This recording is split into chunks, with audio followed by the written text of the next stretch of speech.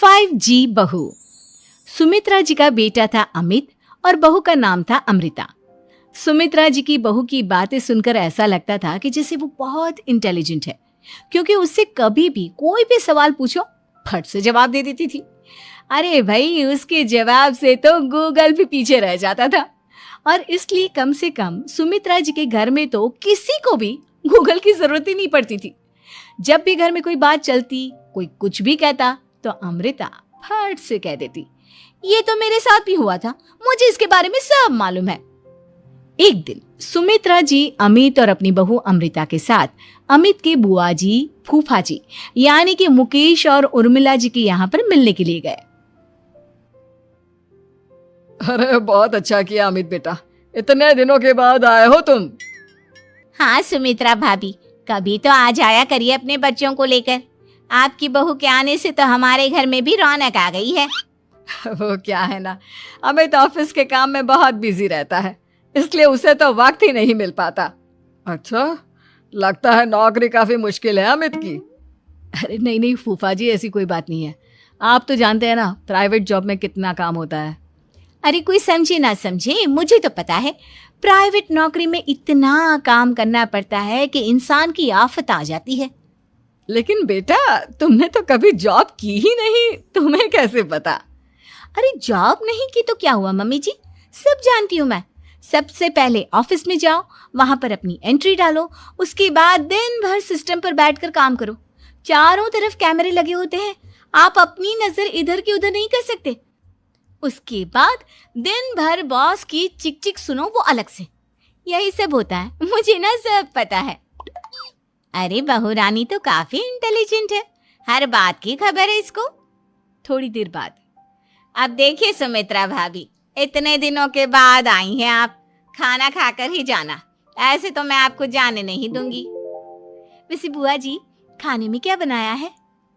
वो क्या है ना बेटा, आज तुम्हारी बुआ जी की तबीयत थोड़ी ठीक नहीं थी, इसलिए हमने सोचा कि जब तुम लोग यहाँ आ जाओगे तो बाहर से खाना मंगवा लेंगे और साथ में बैठकर खाएंगे। लेकिन बस प्रॉब्लम इतनी सी है कि मुझे बाहर से खाना ऑर्डर करना नहीं आता। सोचा जब अमित आएगा तो उसी को बोल दूंगी। अरे मुझे आता है ना, मैं कर देती हूँ ऑर्डर। बताइए क्या क्या मंगाना है आपको? इटालियन, कॉन्टिनेंटल, इंडियन, पंजाबी, सब पता है मुझे। क्या बात है बहू, क्या घर में भी खाना रोज बाहर से ऑर्डर करती हो?